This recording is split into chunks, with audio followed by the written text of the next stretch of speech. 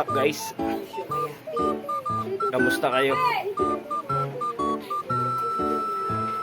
Tingnan mo yung tsura natin, oh. Laki ng ibag, oh. Puyat eh. Magdamag ako walang tulog. Shoutout nga pala sa lahat ng kalalakihan sa buong planeta. Wow. Pasensya na pala. Yung pagkakataon yung maging pogi ng isang gabi, nakuha ko pa.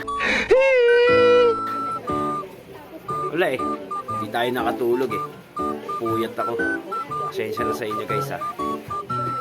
Pwede ba ilayo mo sa akin to? Ayoko makita ito. May taon. Hindi ko naman sinasadyang mapuyat.